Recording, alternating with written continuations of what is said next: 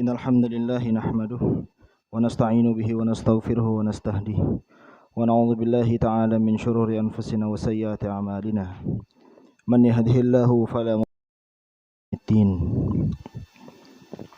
قال الله تعالى في كتابه الكريم يا أيها الذين آمنوا اتقوا الله حق تقاته ولا تموتن إلا وأنتم مسلمون.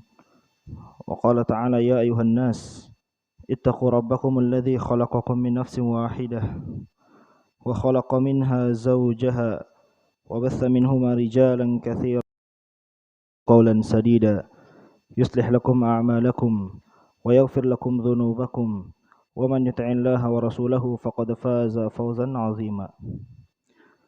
أما بعد فإن أصدق الحديث كتاب الله وخير الهدي هدي محمد صلى الله عليه وآله وسلم شر الأمور محدثاتها فإن كل محدثة بدعة وكل بدعة ضلالة وكل ضلالة في النار. Ikhwatal iman, jamaah salat maghrib Masjid Riyadul Jannah rahimani wa rahimakumullah. Tiada hentinya kita panjatkan puji dan syukur kita kehadirat Allah Azza wa Jalla atas limpahan nikmat dan karunia Allah Subhanahu wa taala berikan kepada kita berupa nikmat sehat, nikmat waktu luang, nikmat masih kita diberikan kesempatan untuk bertalibul ilm, nikmat Islam, nikmat iman, dan nikmat-nikmat yang lain yang sejatinya apabila kita menghitung nikmat-nikmat Allah Subhanahu wa taala, niscaya kita tidak akan pernah mampu untuk menghitungnya. Wa in ta'uddu ni'matallahi la tuhsuha. Apabila kalian menghitung nikmat Allah Subhanahu wa taala yang Allah Subhanahu wa taala berikan kepada kalian, niscaya kita tidak akan pernah mampu untuk menghitungnya. Maka ini juga salah satu taufik dari Allah Subhanahu wa taala. Kita bisa beribadah, kita bisa sholat, kita bisa melangkahkan kaki dari rumah kita ke rumah-rumah Allah Subhanahu wa taala, disambung dengan bertalibul ilm. Dan ini juga salah satu taufik. Karena ketahuilah, kita mendapatkan ilmu itu bukan karena kepintaran kita. Kita mampu beribadah itu bukan karena harta kita. Kita mampu untuk bertaqarrub kepada Allah Subhanahu wa taala itu bukan karena seluruh apa yang kita usahakan, bukan. Dan kita semua yang kita usahakan ini semuanya niscaya dari Allah Subhanahu wa taala, karena Allah Subhanahu wa taala yang memberikan taufik kepada kita. Kalaulah saja Allah Subhanahu wa taala mencabut itu semua, niscaya kita tidak akan mampu untuk melakukan ini semua.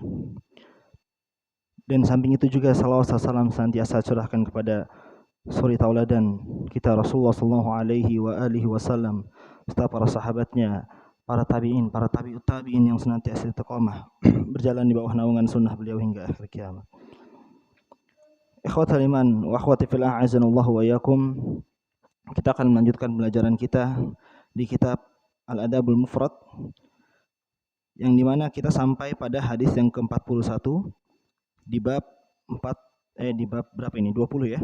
Di bab 20 ya, berbuat baik kepada teman ayah setelah ayah kita meninggal tentunya. Nah, kemarin kita sudah membaca hadis yang ke-40. Hadis yang ke-40 ini berbunyi tentang yang dimana seseorang itu berbuat baik kepada teman ayahnya, yang dimana dia itu memberikan imamah. Memberikan apa? Memberikan imamah. Ya. Kita tahu bahwasanya imamah ini sangat begitu bernilai pada masa itu. Maka salah seorang sahabat mengatakan, kenapa engkau tidak memberikan 2 dirham saja? Yang dimana 2 dirham itu lebih sedikit daripada harga imamah. Ya. Maka di sini Abdullah bin Umar mengatakan bahwasanya dia ini yang aku berikan imamah ini dulu adalah sahabat ayahku, yaitu Umar ibn Khattab. Maka dari sini aku mendapatkan faidah bahwasanya aku disuruh untuk berbuat baik kepada temannya selama dia itu dulu pernah berbuat baik kepada ayahku. Ya, maka di sini kita akan menyambung hadis yang ke-41, ya, masih ada kaitannya dengan hadis yang sebelumnya. Dari Ibnu Umar radhiyallahu taala anhu, Abdullah bin Umar ya, anaknya Umar bin Khattab, ia mengatakan Rasulullah sallallahu alaihi wasallam qala inna abarral birri an yasila ar-rajul ahla waddi abi. Saya ulangi. An Ibnu Umar an Rasulullah sallallahu alaihi wa alihi wasallam qala inna abarral bir, sungguhnya sebaik-baik bakti, sesungguhnya sebaik-baiknya bakti. Rasul sallallahu alaihi wasallam menggunakan bir di sini, bukan ihsan, bukan khair, bukan thayyib, tapi menggunakan bir. An yasilar rajul, seseorang yang menyambung hubungan dengan orang yang pernah dicintai, ahla wuddi abih, yang pernah dicintai oleh ayahnya. Maknanya apa? Maknanya adalah seseorang dikatakan dia berbuat baik, dikatakan berbakti, tatkala dia juga berbuat baik kepada orang yang pernah dicintai oleh ayahnya.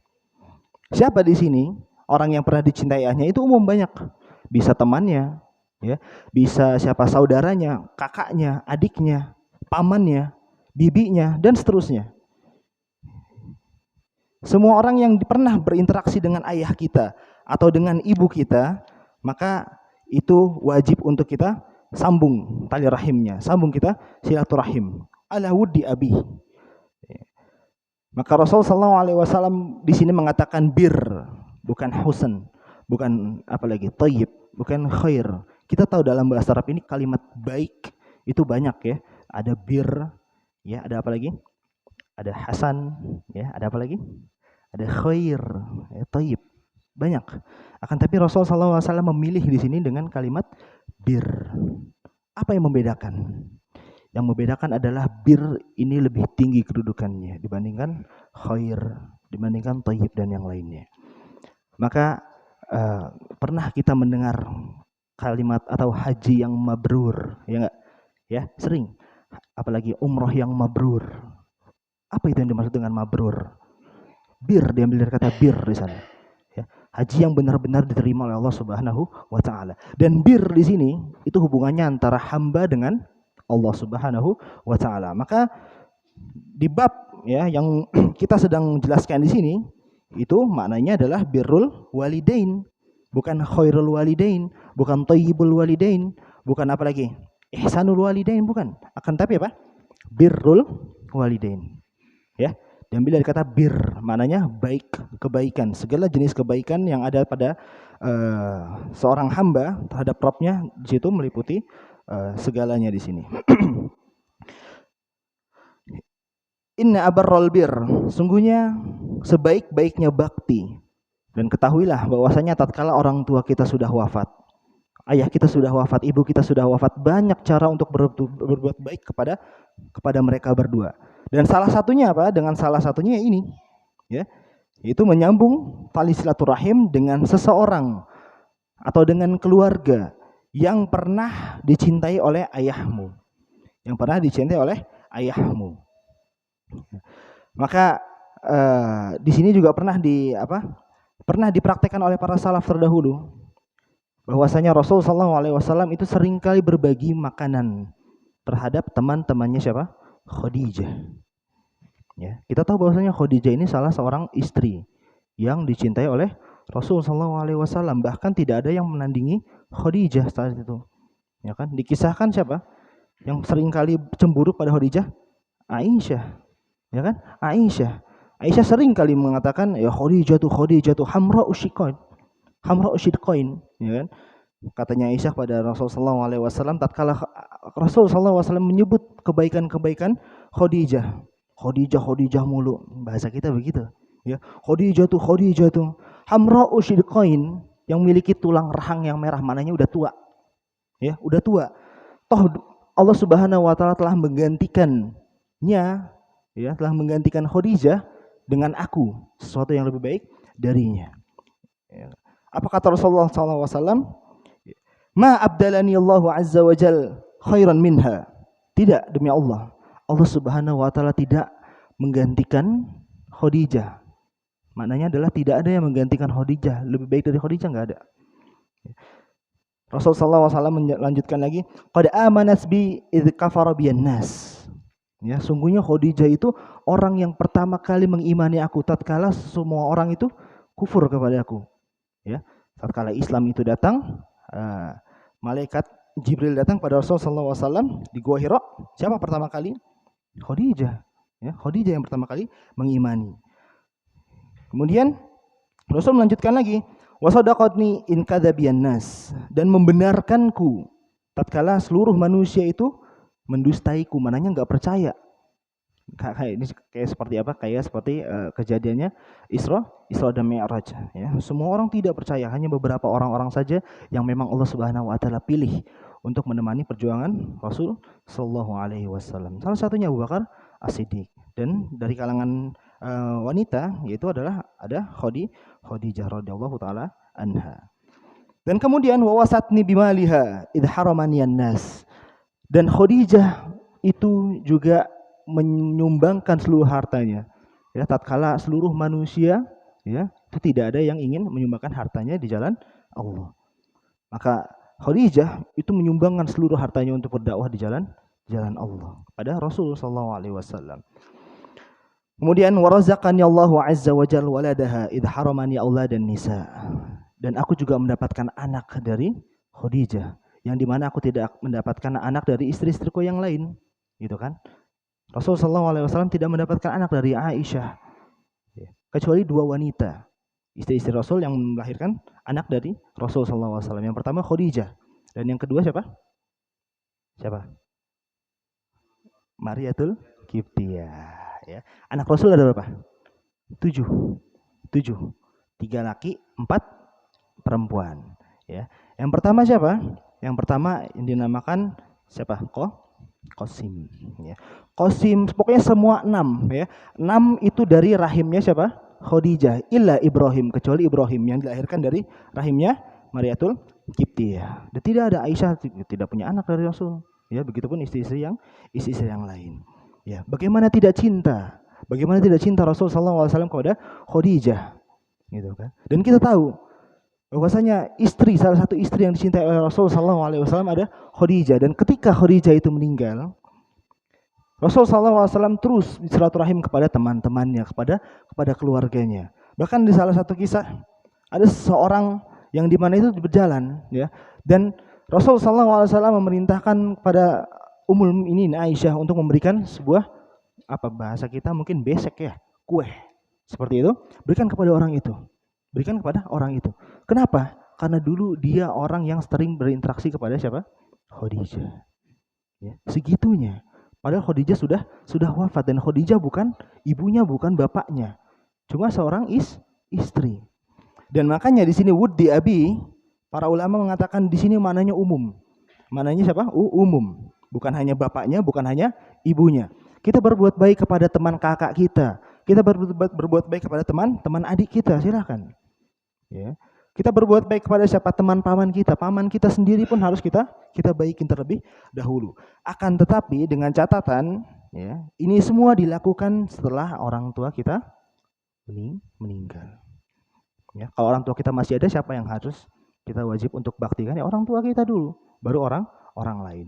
Nah, ketika orang tua kita wafat, ketika orang tua kita sudah tidak ada, barulah mereka yang memiliki hak lebih dulu, ya, karib keluarga dan seterusnya. Ikhwatal iman azanallahu wa iyyakum. Maka dari sini penjelasan kata di sini yang pertama adalah inna abarral bir, bakti yang paling baik terhadap ayah dan ibu. Ya, bakti yang paling baik terhadap ayah dan ibu. Maknanya apa? Maknanya di sini salah satu amalan, salah satu keutamaan untuk berbuat baik kepada saudara-saudaranya, kepada teman-temannya, kepada karib kerabatnya. Ya, untuk berbuat baik setelah orang tua kita sudah meninggal. Dengan cara apa? Dengan cara berbagi hadiah kah? Dengan cara mengunjungi rumahnya kah? Dengan cara silaturahim dan seterusnya. Karena banyak ya bentuk-bentuk kebaikan dalam Islam ini, alhamdulillah. Ya, kita diajarkan apa? Diajarkan segala macam kebaikan. Ya. Maka dari itu kita bisa praktekkan ini kepada teman-teman ayah kita. Ya. Walihada fi hadis Ibnu Umar yaqul anna Nabi sallallahu alaihi wasallam hada inna abarral bir an yasil rajul ahlaut wuddi abi. Ya. Dan maknanya di sini adalah Syekhul Islam Ibnu Taimiyah Syekh Syekh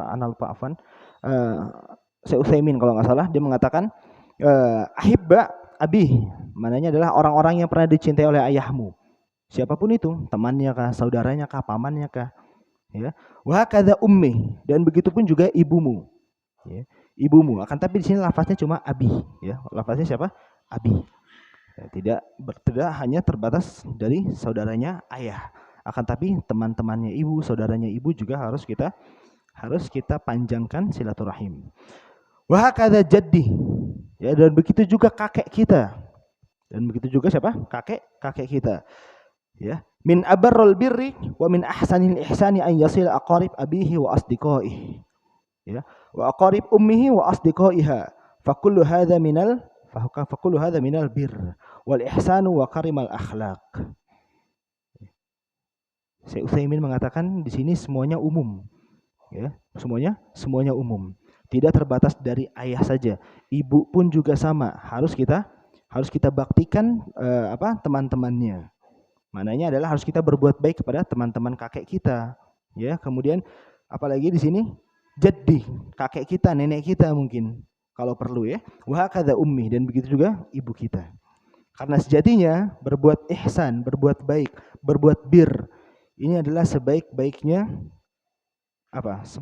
amalan seorang hamba tatkala orang tua tersebut sudah wafat. Ya. Fakullu hadza minal bir wal ihsan wa karimil akhlaq. Dan ini semuanya adalah kebaikan wal ihsan, dan itu juga sebuah kebaikan, ihsan, wa karimal akhlaq, dan juga akhlak yang mulia. Ya.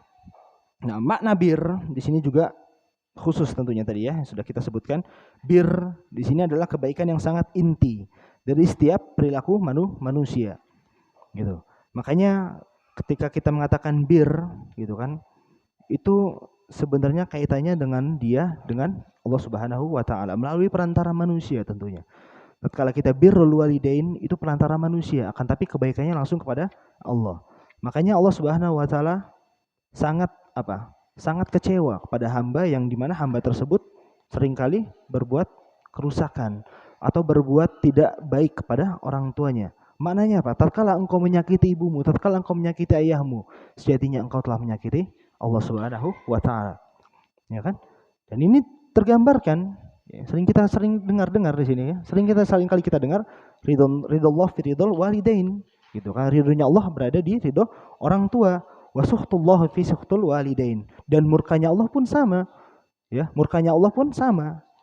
Tatkala engkau murka kepada ibumu, tatkala engkau berbuat kurang ajar kepada ibumu ataupun kepada ayahmu, di samping itu juga Allah Subhanahu wa taala murka kepadamu. Ya, ini yang pertama, inna birral abar. Ya, sungguhnya paling baik, ya, sebaik-baiknya bakti. Dan kita mungkin kalau misalnya ingin melakukan suatu ibadah, suatu amalan, enggak mungkin kita cari yang pahalanya biasa-biasa aja, ya enggak? Iya, pasti kita langsung cari yang paling mulia, yang paling utama apa ya kira-kira, ya. Kan gitu kan? Nah, ini salah satunya, inna abarral bir. Di sini Rasulullah SAW mengatakan abar. Abar di sini kalau dalam bahasa Arab pakainya wazan af'al, paling maknanya. Ya, yang paling baik, ya. Ismut tafdil, af'al, wazan af'alun. Ya, ismut tafdil. Siapa yang bilang ismut tafdil? Insyaallah. Ya, ismut tafdil, betul. Yang paling utama. Ya, ismut tafdil, wazannya af'alun, ya. Af'alu. Abar, af'al. Maknanya paling baik, gitu. Kemudian penjelasan kata di sini maknanya yang pertama, yang kedua adalah ahlu wuddi abi dengan huruf waw, wud. Oke, wud. Yang maknanya dicintai, sahabat dekatnya, yang paling dekat.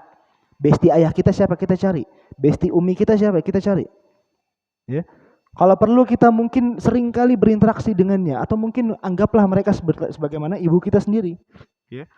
Karena apa? Ketahuilah bahwasanya tatkala ibumu mencintai seseorang, ya, karena Allah tentunya, niscaya mereka itu yang paling tulus. Mereka itu yang paling tulus cintanya kepada ibu kita juga. Dengan demikian, ketika kita berbuat baik kepadanya, sama saja kita berbuat baik kepada orang tua kita. Berbuat baik kepada orang tua kita. Ya. Makanya, ya, terlebih lagi tetangga kan gitu kan. Mungkin besti ibu kita tetangga kita, berbuat baik kepada tetangga kita.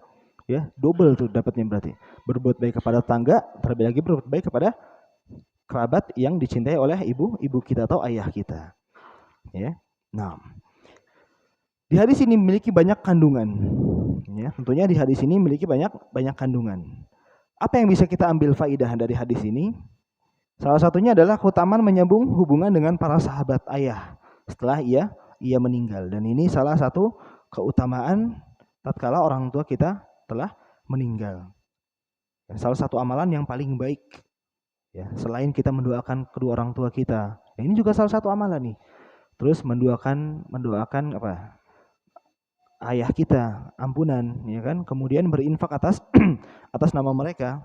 Ini juga salah satu keutamaan yang paling baik. Nah, akan tapi ada salah satu amalan yang tidak diketahui kebanyakan manusia pada umumnya.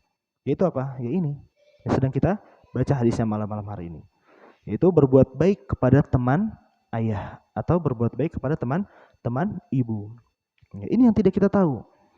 Mungkin sebagian orang mengetahui bahwasanya birrul walidain tatkala orang tua kita hidup saja udah selesai, berarti orang tua kita wafat udah selesai. Kewajiban kita sebagai anak tidak. Ya, tidak. Kapan selesainya kita berbuat baik kepada orang tua kita? Tatkala kitanya sudah juga meninggal. Bukan maknanya orang tua kita sudah meninggal, dua-duanya udah selesai berarti. Ya, aku hanya mengurusi diriku dan anak-anakku dan istriku, enggak. Ya, kita tetap memiliki kewajiban. Apa kewajiban kita? Salah satunya dengan apa? Memintakan ampun kepada orang tua kita. Kemudian apa lagi? Beristighfar. Kemudian apa lagi? Mendoakan kebaikan untuk orang tua kita. Ya. Nah, salah satunya ini, abarrul bir, ya. Ar-rajul ahla wuddi abih, yaitu menyambung silaturahim dengan seseorang atau dengan orang-orang yang pernah berinteraksi dengan orang tua kita dengan kecintaan mereka. Ya. Nah. Kemudian, wa fi hadzal hadis dalilun ala imtitsalis sahabah wa rikbatihim fil khair. Dalam hadis ini dalilun ala imtitsal, yang menunjukkan itu berbuat baik, ya, adab kita yang baik kepada sahabat ayah kita atau ibu kita. Wa rikbatuhum fil khair, dan menginginkan kebaikan dari mereka. Wa musara'atihim ilaih, lianna Ibnu Umar istifad min hadzal hadis faidah 'azimah. Karena ini juga pernah dipraktekkan oleh Ibnu Umar di hadis yang sebelumnya, hadis yang ke-40. Kisahnya apa? Kisahnya pernah kita bahas, ya. Ya. Kisahnya adalah tatkala seorang Arab, ya, Sadiqon li Umar. Dia itu adalah temannya Umar, katakan, "Alasta ibnu fulan, apa bukankah engkau anaknya fulan? Bukankah engkau anaknya fulan?" gitu kan. Bala, tentu. Fa amara Ibnu Umar bihimar kana yasta'kib. Ya, wa naza'a imamatahu ala ra'sihi fa'atah. Kemudian apa? Ibnu Umar memberikan kepadanya adalah unta yang dinaikinya. Unta enggak tanggung-tanggung, unta yang diberikan. Mungkin bagi kita sayang, ya. Kita berikan motor kita kepada teman ayah kita tuh sayang. Oh, sayang nih, belum lunas motornya kan. Ya. Memberikan unta yang dinaikinya dan melepas sorban yang dipakainya. Imamah pada masa itu pernah kita sampaikan kemarin. Imamah itu pada masa dulu orang yang tidak memakai imamah itu hampir aib, semi aib. Orang-orang Arab zaman dulu tatkala dia tidak memakai imamah, penutup kepala, semi aib. Sampai-sampai maknanya apa? Ibnu Umar ini melepas imamahnya dan diberikan kepada seorang Arabi itu. Kenapa? Karena Arabi itu teman bapakku. Ya, teman-teman bapakku, makanya aku nggak usah tanggung-tanggung untuk beramal. Kalau bisa untaku, kalau bisa siapa? Kalau bisa mungkin seluruh hartaku diberikan kepada teman-teman ayahku. Kan tapi pada saat itu hanya unta yang dia naiki dan imamah, secarik surban yang dia berikan kepada Arabi. Lantas orang-orang tersebut, orang-orang yang lalu mengatakan apa? Bukankah sudah cukup jika engkau memberikan 2 dirham saja? Ya. Mungkin seperti 2 dirham itu bagaikan kita memberikan infak, hanya sebatas udah enggak. Akan tapi Ibnu Umar memberikan apa? Memberikan harta yang paling berharga, yaitu sebuah unta dan imamah. Dan ini menunjukkan bahwasanya kalau kita beramal itu jangan nanggung. Berikan yang terbaik sekalian. Ya, berikan yang terbaik sekalian. Jangan mentang-mentang ada 50.000 sama 5.000 nih. Kira-kira kita kasih yang mana ya? 5.000 aja deh, jangan. Ya, goceng kasihnya. Kalau bisa kita berikan yang terbaik. Ini salah satu yang diperintahkan atau yang dicontohkan oleh para salaf terdahulu kan gitu.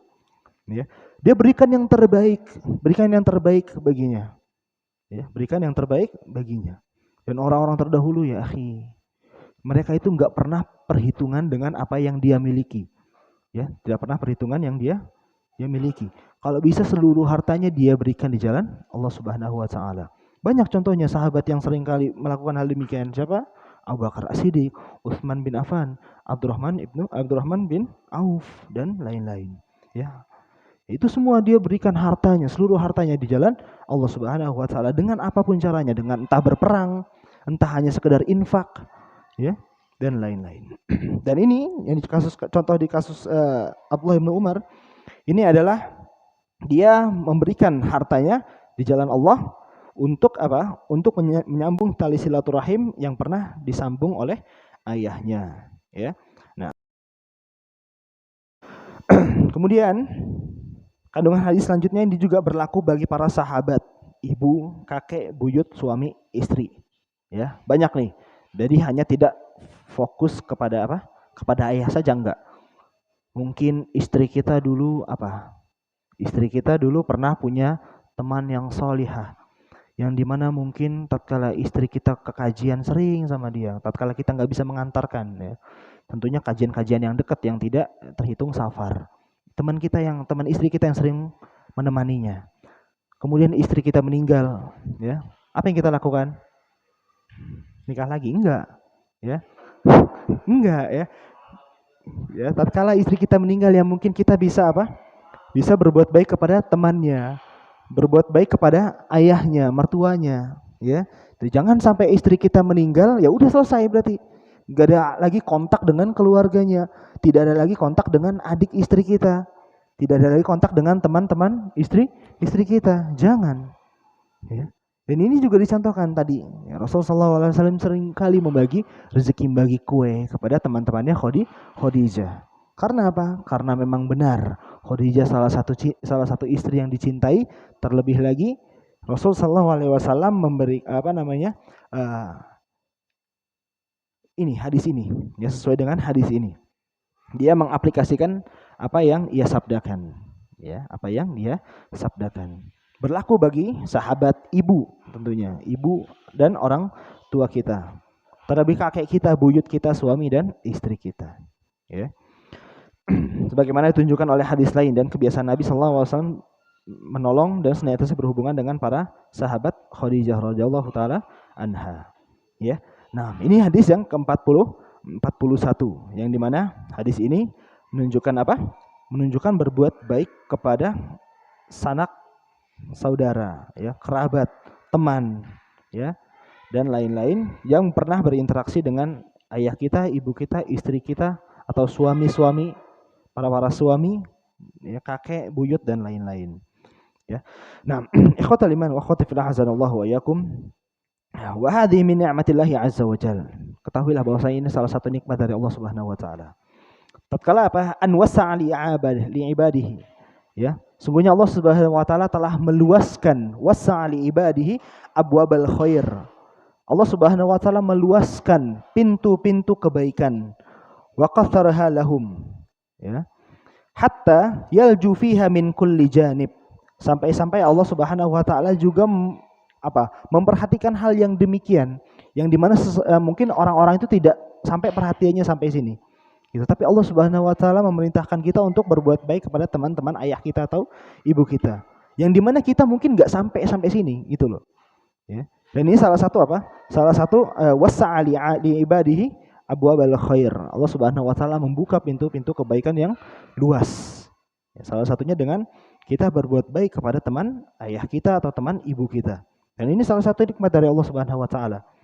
Ya, salah satu nikmat dari Allah Subhanahu wa taala ketika kita mampu untuk berbuat baik kepada sesama. Ya. Kita berbuat baik kepada sesama. Nah, wa nasallallahu ta'ala an yaj'alana muslimin min kulli bir, ya. Dan semoga Allah Subhanahu wa taala senantiasa menjadikan kita orang-orang muslim, hamba-hamba yang sering berbuat baik atau yang terus berbuat baik kepada sesama kaum muslimin. Ikhwatal iman wa akhwati fillah azanallahu wa iyyakum. Ini hadis yang 41 di bab 20, ya. Insyaallah nanti kita akan lanjutkan hadis yang ke-42 yang di bab baru, tentunya jangan memutus orang yang pernah mempunyai hubungan baik dengan ayahmu. Jika tidak, maka cahayanya akan padam kepadamu. Mungkin kita akan masuk hadis yang 42 karena ini hadisnya cuma satu hadis, ya. Satu hadis, kemudian kita akan masuk lagi ke bab yang baru.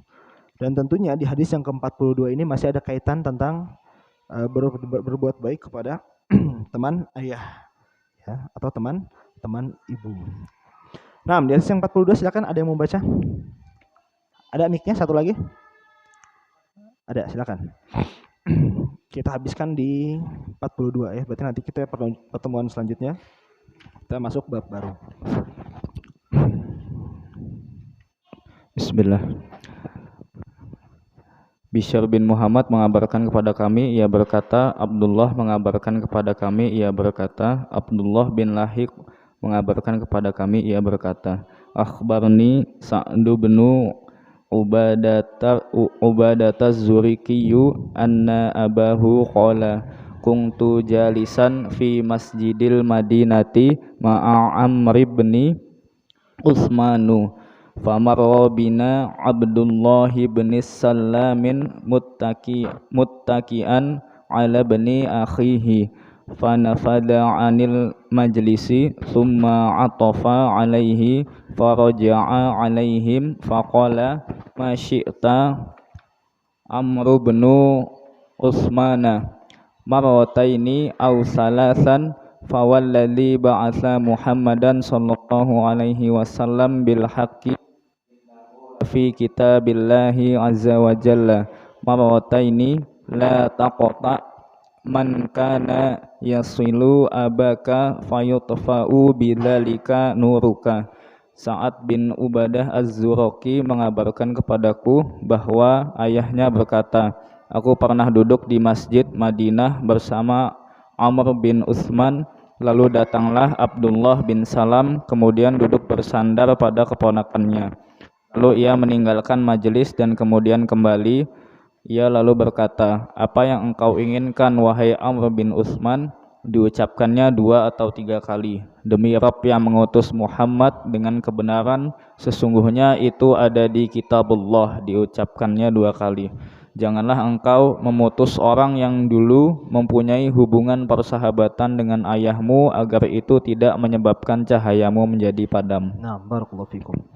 Ya, tahuilah bahwasanya hadis yang ke-42 ini tentunya sanadnya dhaif ya, yang dimana ada seorang yang bernama Sa'ad bin Az-Zuraki. Ya, dia seorang yang majhul, tidak dikenal. Apa itu majhul?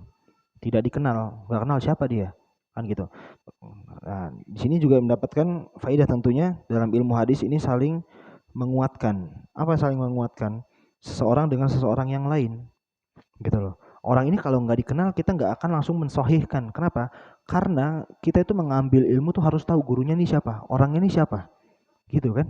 Iya, nggak mungkin kita langsung mengambil ilmu dari orang yang nggak tahu asalnya dari mana, dia bergurunya dengan siapa aja, tidak.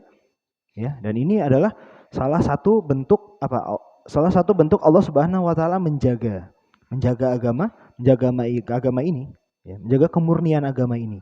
Jadi orang-orang yang memang benar ingin menyesatkan kita semua tentunya. Makanya di sini dhaif dari salah seorang Sa'ad, ya, Sa'ad Az-Zuraki. Ya, dia seorang yang majhul, tidak dikenal. Nah, dia mengatakan bahwasanya mengabarkan kepadaku bahwa ayahnya berkata, ya, ayahnya berkata, namanya Ubadah Az-Zuraki, ayahnya. Aku pernah duduk di Masjid Madinah bersama Amr bin Utsman, ya, Amr Ibnu Utsman. Lalu datanglah Abdullah ibnu Salam. Siapa yang Abdullah ibnu Salam? Abdullah ibnu Salam ini dahulu adalah seorang pendeta. Bukan pendeta, orang Yahudi. Apa namanya? Iya, Yahudi pendeta bukan? Bukan ya? Apa namanya? Rahib. Ya, seorang rahib. Iya, seorang yang yaitu bisa dibilang Abdullah ibnu Salam dia masuk dalam Islam. Kenapa? Karena orang terdahulu itu tahu. Dia itu bisa membedakan mana nabi yang asli, mana nabi yang palsu. Ya. Dikisahkan Abdullah bin Salam ini pernah dia menantang Rasul palsu. Kalau memang nabi yang palsu, jawablah pertanyaanku ini. Yang dimana jawabannya ini tidak bisa dijawab kecuali dengan seorang yang amin, seorang yang amanah, Rasul yang asli. Ya. Terus kemudian Abdullah bin Salam ini mempertanyakan beberapa pertanyaan. Ya, salah satunya apa? Salah satunya dia menanyakan makanan ahli surga. Makanan ahli surga. Kemudian bertanya lagi tentang kapan seorang bayi itu bisa menjadi laki, kapan seorang bayi itu menjadi perempuan dan seterusnya. Ya, itu yang dinamakan Abdullah ibnu Salam. Kemudian Abdullah ibnu Salam ini datang dan duduk bersandar pada ponakannya. Lalu ia meninggalkan majlis dan kemudian kembali. Lantas dia mengatakan, apa yang kau inginkan wahai Amr ibnu Utsman? Diucapkannya 2-3 kali. Demi Rabb yang mengutus Muhammad dengan kebenaran, sungguhnya itu ada di Kitabullah. Kitabullah di sini bukan Al-Qur'an ya. Kitabullah di sini adalah Taurat. Ya, Taurat. Janganlah engkau mutus orang yang dulu mempunyai hubungan persahabatan dengan ayahmu, agar itu tidak menyebabkan cahayamu menjadi padam. Cahaya apa? Lampu? Bukan. Ya, cahaya apa? Cahaya keimanan. Cahaya keimanan. Ya. Apa maksudnya di sini? Maksudnya adalah ini masih ada kaitannya dengan hadis yang sebelumnya. Janganlah engkau memutus orang yang dulu mempunyai hubungan persahabatan. Ya, karena kita ketahui, ya, baru saja kita pelajari bahwasanya apa yang diperintahkan oleh Rasulullah SAW dari hadis-hadisnya dan juga yang diperintahkan oleh Allah Subhanahu Wa Taala dalam firman-Nya, itu semua demi kemaslahatan kita. Demi kemaslahatan kita. Allah Subhanahu Wa Taala dan Rasul SAW telah membukakan jalan, telah membukakan cara, telah memberikan apa? Telah memberikan kisi-kisi untuk apa? Untuk para umatnya Rasul dan juga hamba-hamba Allah Subhanahu Wa Taala agar kita semua selamat dari api neraka. Dengan cara apa? Dengan cara nih loh, kerjakan hal-hal yang demikian. Ya, wahai umat-umatku kata Rasul, kerjakan hal-hal demikian udah. Gak usah membuat hal-hal yang baru. Gak usah membuat ibadah-ibadah yang tidak dicontohkan. Kan gitu kan? Islam ini sudah sempurna tentunya. Tidak perlu ditambahkan, tidak juga dikurangkan. Ya. Makanya salah satunya amalan yang tidak mungkin ada di benak kita, ya, bahwasanya mungkin sebagian kita mau berbuat baik kepada teman ayah ya sudah, gitu. Itu tidak diperintahkan, mungkin mubah-mubah saja. Akan tapi bahwasanya itu adalah suatu amalan yang paling baik setelah orang tua kita wafat. Ya. Mungkin orang-orang di luar sana yang tidak mempelajari hal-hal demikian, ya, ketika ditanya apa hukumnya berbuat baik kepada teman ayah yang sudah meninggal, apa hukumnya berbuat baik kepada teman ibu yang ibu telah wafat juga, ya mereka mungkin mengatakan oh boleh, ya boleh saja silahkan gitu, berbuat baik masa nggak boleh gitu kan, ya, akan tapi dia tidak tahu bahwasanya itu adalah suatu keutamaan. Bahkan Rasul mengatakan abarrul birri, ya sebaik-baiknya baik. Tuh, bayangin, baiknya double, baiknya kuadrat Pak. Ya bukan bukan berbuat baik aja, tapi sebaik-baiknya berbuat baik. Ahsanul ihsan, akhyarul khiyar, atau akhyarul khair. Ya, gitu.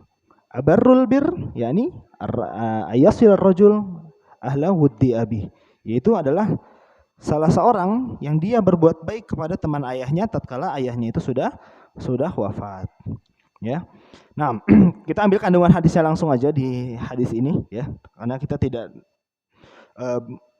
tidak mengambil banyak faedah yang ada di hadis ini. Karena ketahuilah bahwasanya dalam satu bab ya, dalam kitab ini itu kan satu bab itu mungkin ada satu hadis, kadang 2 hadis, kadang 3 hadis, mungkin banyak, itu maknanya sama, Pak. Maknanya apa? Sama.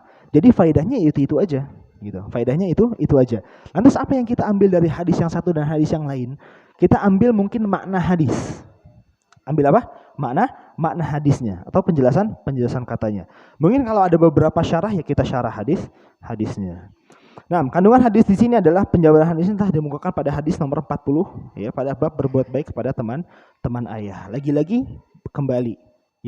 kembali ke hadis yang 40. Akan tapi ini semua mencakup keseluruhan. Keseluruhannya kemana? Yang hadis 41 ya, di hadis yang 41. Karena ketahuilah di hadis yang 40 ini juga didhaifkan oleh Imam Bukhari rahimahullah radhiyallahu taala anhu. Imam Bukhari rahimahullah mendhaifkan hadis ini ya, mendhaifkan hadis ini. Hadis 40 dan hadis 42 itu dhaif. Ya, dan hadis 41 yang sahih. Makanya hadis 40 dan 42 itu maknanya kembali ke hadis 41. Apa secara garis besarnya? Garis besarnya adalah kita disyariatkan Ya, kita disyariatkan untuk apa? Untuk berbuat baik kepada teman ayah atau teman ibu atau teman istri, ya, tatkala mereka semua itu telah wafat. Ya. Nah, insyaallah di pertemuan berikutnya kita akan masuk ke bab 40 bab yang ke-22 ya. Kecintaan itu diwariskan. Apa maksudnya? Insyaallah nanti di pertemuan berikutnya kita akan bahas di hadis yang 43 di bab kecintaan itu diwariskan. Akan tapi di sini hadisnya juga dhaif ya. Hadisnya juga dhaifkan. 6. Akhwatul iman wa akhwati fillah hazanallahu wa iyyakum. Terakhir, tentunya ya, kita ini beragama di atas jalan yang lurus ya. Alhamdulillah kita dilahirkan secara Islam oleh keluarga yang muslim. Tidak dipungkiri juga ya, mungkin ada beberapa teman-teman kita yang dilahirkan tidak dalam keluarga yang muslim, akan tapi mungkin Allah Subhanahu wa taala berikan hidayah sehingga menjadikan teman-teman kita itu menjadi muslim ya. Nah, lantas patutkah bagi kita seorang yang muslim itu tidak mempelajari agama kita? Kan gitu. Ya, ketahuilah bahwasanya mungkin di luar-luar sana ada yang fobia tentang Islam, Pak. Fobia Islam tahu ya? Orang yang anti dengan Islam. Ah, ente dikit-dikit ceramah, ah ente dikit-dikit bawa-bawa Islam. Waliyadzubillah. Ya, kita harusnya bangga dengan itu, Pak. Harusnya kita bangga dengan itu. Bangga menunjukkan jati diri kita tentang Islam. Ya. Salah satu syiar kita, salah satu syiar Islam kita apa? Ya ini, memelihara jenggot, ya kan, meninggikan celana dan lain-lain. Itu salah satu syiar kita dan kita wajib bangga untuk hal demikian. Ya, jangan sampai kita malu. Jangan sampai kita menganggap bahwasanya nggak enak sama teman kantor saya yang belum ngaji. Jangan. Ya. Jangan. Kalau bisa tampakkan, kalau bisa kita dakwahi, kalau bisa kita ajak pelan-pelan. Ya, tentunya seraya kita mendoakan teman-teman kita yang memang masih menyimpang dari jalan yang seharusnya. Kita yang sudah berada di jalan ini teruslah istiqomah, teruslah berdoa kepada Allah Subhanahu wa taala karena hati kita ini lemah, Pak. Hati kita ini lemah. Ya. Itu yang tadi kita sebutkan di membuka kajian kita. Sungguhnya kita ini semua beribadah ini bukan karena kepintaran kita, bukan. Ya. Sesungguhnya kita ini bisa beribadah karena kekuatan fisik kita, bukan, Pak. Ya. Kita bisa umroh, kita bisa haji bukan karena harta kita yang melimpah ruah, bukan. Ya, kita bisa sholat, kita bisa bangun malam, kita bisa sholat tahajud, kita bisa apa lagi? Kita bisa sholat subuh berjamaah di masjid, bukan karena pola hidup kita yang kita tidur habis isya terus kita bisa bangun jam 2, bukan. Karena taufik dari Allah Subhanahu wa taala. Ya, tentunya kalau Allah nggak ngasih ya kita bakalan lost. Kita bakalan tersesat gitu aja, Pak. Ya. Mananya Pak, tidak ada sesuatu yang besar di sisi Allah Subhanahu wa taala, nggak ada. Karena Allah lah yang maha besar. Allah Subhanahu wa taala juga mampu untuk membolak-balikan seorang hamba yang tadinya muslim, yang tadinya beriman, yang tadinya dia teguh di atas pendiriannya, bisa saja besok dijadikan kafir, bisa aja Pak, bagi Allah Subhanahu wa taala. Tidak ada hal yang besar bagi itu. Maka dari itu kita senantiasa minta kepada Allah Subhanahu wa taala agar terus diistiqomahkan di jalan Allah Subhanahu wa taala ya. Samping itu juga kita terus mencari Allah Subhanahu wa taala, mengenal Rasulnya, mengenal para sahabat-sahabat Rasulnya. Di mana? Di kajian, ya. Di kajian. Karena ketahuilah bahwasanya ilmu itu dicari, ya. Bukan ilmu datang sendiri, enggak ada. Ya enggak mungkin kita di rumah duduk-duduk santai keluar rumah jadi ulama, enggak mungkin, Pak. Ya.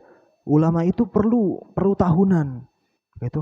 Perlu menghabiskan umurnya di penjara untuk membuat apa? Membuat sebuah karya yang dimana karyanya ini sampai kepada di tangan kita sekarang. Ya, ini berkat apa? Berkat perjuangan mereka, berkat menghabiskan umur mereka di ilmu tentunya. Ya, mungkin Imam Nawawi yang wafat umur 45 tahun, 40-an tahun. Kenapa bisa umurnya kok sangat singkat? Ya, akan tapi berkah umurnya. Umurnya berkah. Sampai-sampai itu karyanya bisa dibaca oleh seluruh penjuru dunia. Ya. Nah, wallahu taala alam. Boleh azan dulu Pak, silakan. Aku lu qouli hadza wa astaghfirullah li wa lakum.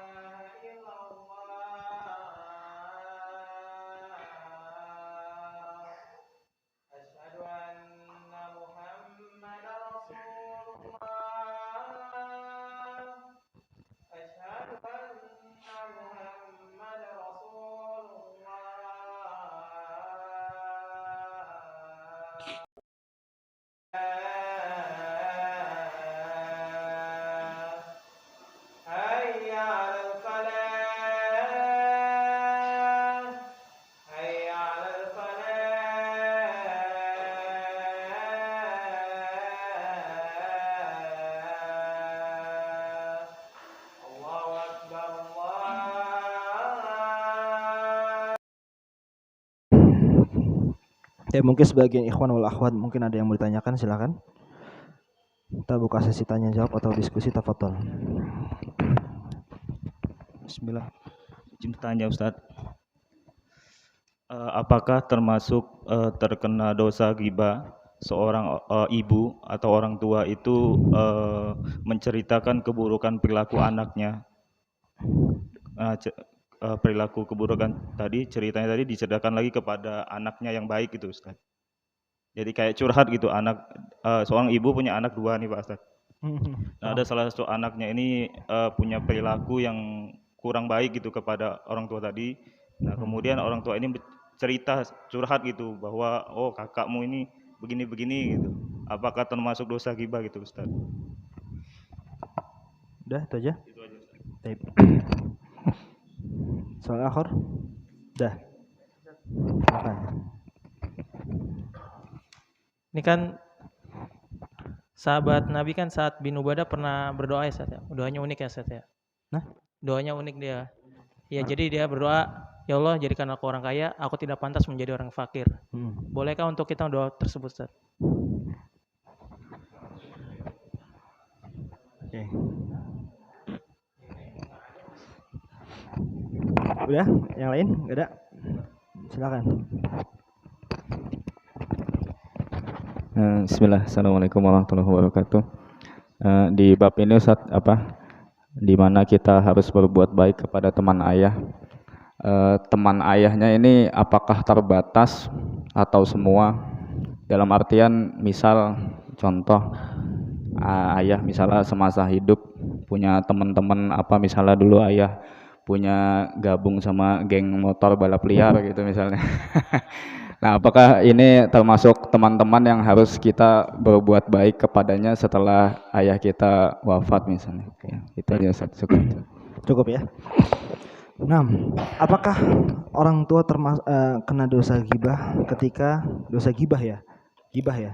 Ketika seorang ibu itu menceritakan keburukan anaknya yang lain, gitu kan? Ya, seumpama orang tua ini memiliki 3 anak.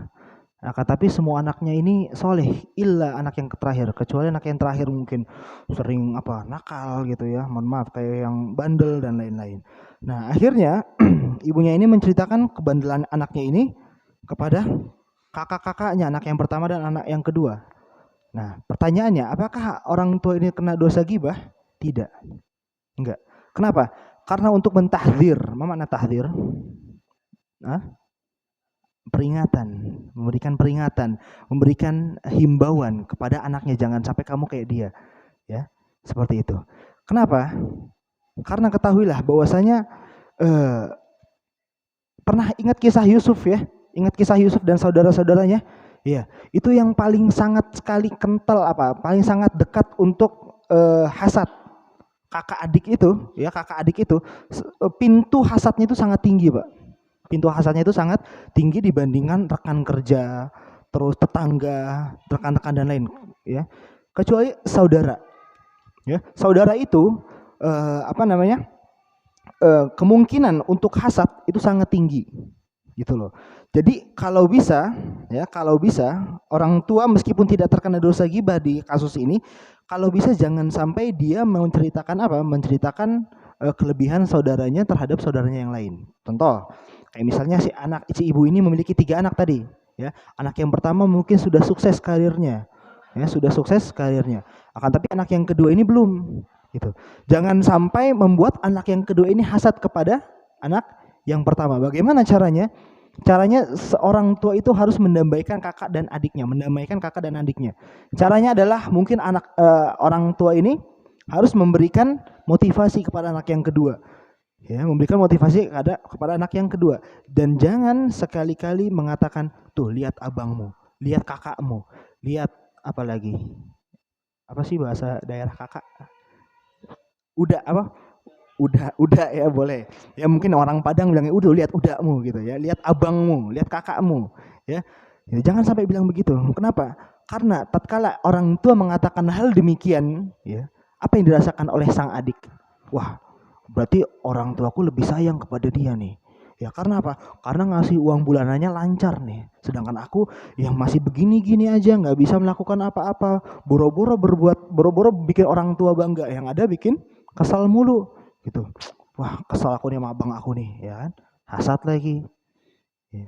Makanya jangan sampai kita meninggikan, mengi'lakan salah satu anak kita daripada anak-anak yang lain. Mungkin maksud kita bagus, kan bagus maksudnya.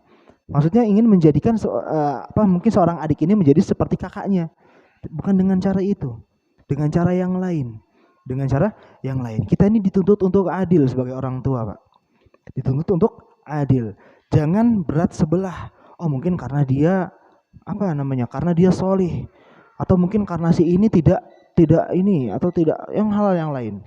Ya. Makanya dari itu kita dituntut untuk adil. Ya, bagi anak-anak yang mungkin masih nakal, anak-anak kita yang belum sesuai dengan keinginan kita, marilah kita ajak anak-anak tersebut untuk terus berbuat baik. Ya, seperti itu. Pertanyaannya, gibah enggak? Insyaallah enggak. Ya Allah taala alam. Kemudian yang kedua, bolehkah kita minta kekayaan? Boleh enggak? Boleh. Allahumma inna nas'alukal afafa wal afiyah fid dunya wal akhirah. Dan doa yang lain, Allahumma inna as'alukal huda wat tuqa wal afafa wal ghina. Apa artinya ghina? Ghaniyun. Apa artinya ghaniyun? Ini kan kaya. Ya kan, Allahumma inni as'alukal huda. Ya Allah, aku minta kepadamu huda, petunjuk. Wal afaf, ma makna al afaf? Ifah. Gitu. Wat tuqa, ya kan? Afafa wal ghina. Dan meminta kekayaan. Dan ini juga kekayaan yang tentunya kekayaan yang tidak menjadikan kita jauh dari Allah Subhanahu wa taala. Gitu. Ya. Karena kan kebanyakan manusia tentunya ketika dia meminta kaya, apa yang akan terjadi ketika dia sudah menjadi kaya? Hanya ada dua, entah dia bertakwa atau dia kufur. Kan gitu. Ya. Ketahuilah bahwasanya Allah Subhanahu wa taala atau Rasul sallallahu alaihi wasallam itu tidak pernah, atau mungkin sering kali ya, mengajarkan para sahabatnya itu untuk merasa cukup. Merasa apa? Merasa cukup. Merasa cukup dengan apa? Dengan apa yang dia miliki. Dengan apa yang Allah Subhanahu wa taala rezekikan kepada mereka. Dan ketahuilah bahwasanya kekayaan atau kaya sesungguhnya itu bukan kekayaan yang kita lihat atau mungkin yang dilihat oleh mata orang yang lain. Bahwasanya kekayaan itu, indikator kekayaan itu apa sih? Indikator kekayaan itu mungkin sebagian orang mengatakan rumah yang mewah, ya, mobil yang banyak, gitu, istri yang cantik, anak-anak yang lucu, ya, asetnya di mana-mana, tidak, ya kan? Karena Rasulullah SAW mengatakan laisal ghina an kathratil ardh. Bukanlah dikatakan kaya yang dimana dia memiliki harta yang banyak, walakin akan tapi ghina nafs, akan tapi orang yang dikatakan kaya itu adalah orang yang memiliki kekayaan hati. Apa maksudnya kekayaan hati? Kekayaan hati, ulama mengatakan di sini dia merasa cukup atas yang Allah Subhanahu wa taala berikan. Lebih baik mana? Pertanyaannya sekarang gini, lebih baik mana? Kita mungkin dikasih sederhana atau dikasih kecukupan yang mungkin cukup bagi kita, akan tapi kita bersyukur, dibandingkan mungkin kita dikasih kelebihan harta, akan tapi kita terus merasa kurang. Pilih yang mana? Pilih yang cukup. Cukup akan tapi kita bersyukur. Banyak dan bersyukur. Ini lebih bagus lagi kan gitu kan? Ya, lebih baik lagi gitu. Ya, pilihnya berarti 3 ya. Lebih mending dikasih sedikit tapi bersyukur, atau banyak tapi bersyukur juga. Ya, lebih baik banyak tapi bersyukur ya. Akan tapi kalau misalnya itu tidak juga, lebih baik kita memilih yang sedikit tapi cukup untuk kita, cukup untuk makan sehari, cukup untuk anak istri kita. Ya, jangan sampai kita mungkin harta yang banyak ya udah enggak bersyukur, udah gitu apa? Ditagih-tagih bank misalnya, hutang sana sini ya. Mungkin harta kita banyak kan tapi kita tidak merasa tenang. Tidak memiliki ketenangan dalam hidup kita. Ya. Jangan antum kira bahwasanya orang yang kaya dalam mindset kita itu dia tenang, belum tentu, Pak. Belum tentu. Kenapa belum tentu? Karena mungkin saja di balik itu semua dia lagi mikirin, duh ini bayar ini sekian rumah, bayar ini sekian, bayar ini sekian. Ya, maka dari itu Rasulullah SAW mengajarkan kita jangan sampai kita tertipu dengan mata kita. Begitupun sebaliknya, Pak. Ya, ada orang bajunya compang-camping, ya. Jangan kita lihat, oh fakir, kasihan, miskinnya kasih duit. Nggak taunya di balik itu semua dia lebih kaya daripada kita. Waliyadzubillah. Ya, waliyadzubillah. Ya berapa banyak, ya kan? Ini fenomena udah bukan rahasia lagi, Pak. Ini udah bukan rahasia lagi kan gitu. Ini udah banyak buktinya. Udah banyak buktinya gitu loh. Ya, orang apa namanya? Minta-minta pengemis, mohon maaf. Itu ketika dibuka gerobaknya isinya puluhan juta, ratusan juta. Kita nggak punya segitu di rekening kita. Ya kan? Itu makanya jangan sampai kita tertipu dengan mata kita. Ya, nah, wallahu taala alam, dan ini jawabannya adalah boleh kita minta kekayaan ya. Allahumma ini as'alukal huda wat tuqa wal afafa wal ghina. Dan ini doa yang diajarkan oleh Nabi kita yang mulia sallallahu alaihi wa alihi wasallam. Dan pertanyaan yang terakhir Akhwatul Imam wa khatifil azan Allah wa yakum, pertanyaan yang terakhir tadi berkaitan tentang apa? Teman ayah yang tidak soleh, ya, yang tidak soleh tentunya, tidak baik. Mungkin teman ayah kita dulu, ya ketahuilah bahwasanya kita manusia ini memiliki masa lalu, itu yang pertama, ya kan? Dan sebaik-baiknya masa lalu ya udah menjadi masa lalu, kan gitu. Dan sebaik-baiknya masa lalu kita bisa mengambil pelajaran, dan pelajaran tersebut tidak kita ulangi lagi, dan kita sebatas tahu aja. Ya. Kalau misalnya masa lalu kita buruk ya udah kita pendam aja, udah nggak usah kita ulangi lagi. Apabila masa lalu kita baik, ya itu terus istiqomah kita menjalankan masa lalu tersebut. Nah pertanyaannya, ini masa lalunya misalnya buruk, Pak. Ya, misalnya masa lalunya buruk. Lantas bagaimana kita berbakti kepada mereka? Lantas bagaimana kita berbuat baik kepada mereka? Gitu. Berbuat baik hanya sebatas kepada teman-teman yang soleh. Teman-teman yang soleh. Kenapa? Ketahuilah bahwasanya itu bakalan mengalir kepada kita juga, mengalir kepada orang tua kita. Ya, abarrul bir, sebaik-baiknya bakti kepada orang tua setelah orang tua kita meninggal, yaitu adalah dengan menyambung tali silaturahim dengan sahabat orang tua kita. Sahabatnya yang kayak mana? Kan sahabatnya random nih, ada yang buruk, ada yang sedang-sedang aja, ada yang baik. Kita pilih yang paling baik. Ya, kita pilih yang paling baik. Kenapa? Dengan kita menyambung tali silaturahim dengan sahabat, karib kerabat, orang tua kita yang paling baik, dan kita tahu itu soleh, tentunya orang soleh tidak akan pernah lupa dengan apa? Dengan kewajibannya, yaitu apa? Mendoakan saudaranya yang lain. Ya, dengan saudaranya yang lain tentunya. Kita berbuat baik kepada mereka, nescaya dia tuh tahu, oh, ini anaknya fulan. Ya, anaknya fulan ini tahu dia nih. Mungkin fulannya tidak terlalu solih, akan tapi anaknya solih. Anaknya solih dengan cara apa? Dia masih berbuat baik kepada kerabatnya, meskipun kita tidak tahu, lupa mungkin anaknya siapa, kan gitu. Nama anaknya siapa? Kita tahu kalau misalnya dia udah ngasih tahu, oh kamu anaknya fulan, gitu kan? Oh yang tinggal di sana gitu. Oh iya. Ya. Dan temannya ayah ini kita tahu bahwasanya temannya ini tahu mungkin ayah kita mungkin ya nggak terlalu baik, nggak terlalu soleh. Akan tapi dalam mindset dia, oh anaknya berarti soleh. Kenapa? Berarti dia tahu hak-hak orang tuanya setelah orang tuanya wafat. Dengan demikian berangkatlah temannya itu mendoakan orang tua kita, mendoakan kita mungkin ya. Barakallahu fiik misalnya, semoga Allah Subhanahu wa taala mengangkat derajat orang tuamu, semoga Allah Subhanahu wa taala mengampunkan dosa-dosa orang tuamu. Kebaikan kan? Iya. Untung itu jadinya. Nah, pertanyaannya dibalik, kalau misalnya kita nyambung tali silaturahim dengan teman-teman ayah yang wallahu a'lam mungkin apa, ya kita nggak tahu pahalanya di mana aja gitu kan, kebaikannya apa gitu. Ya. Lantas apa yang kita dapat dari mereka? Makasih, Mas, 2M ya, makasih Mas. Apa yang kita balik? 2M, bukan 2 miliar. 2M tuh makasih Mas gitu ya. Iya, makasih ya Mas gitu. Oh iya. Gitu aja udah. Ya. Sekalinya mendoakan pun ya, wallahu a'lam doanya itu diterima atau enggak. Karena kita enggak tahu, mungkin makanannya dari yang haram, ya, atau mungkin di perutnya dikenyangi dari yang haram, kendaraannya dari yang haram, enggak tahu. Akan tapi kalau misalnya temannya yang soleh, setidaknya kita memiliki gambaran, Ya setidaknya kita memiliki gambaran dia kerjanya di kerja yang halal, ya perutnya pun dikenyangi dari makanan yang dihasilkan dari yang halal dan seterusnya. Makanya dari sini kesimpulannya adalah kita diperintahkan atau diwajibkan ya, atau disyariatkan ya, untuk menyambung tali silaturahim dengan sahabat ayah kita, yang dimana sahabatnya ini kalau bisa yang solih, kalau bisa yang baik. Ya, jangan asal sahabat, mentang-mentang cuma teman baru ketemu sekali sama teman kita langsung kita kasih apa misalnya kita kasih rezeki, jangan ya. Kita cari dulu nih apa namanya, kita punya usut nih, dia ngaji nggak gitu kan, atau masih dia mungkin masih melakukan hal-hal yang mungkar nih, wallahu alam ya. Intinya itu kembali lagi kepada niat kita ya, kembali kepada niat kita ini masih ingin menyambung tali silaturahim ya.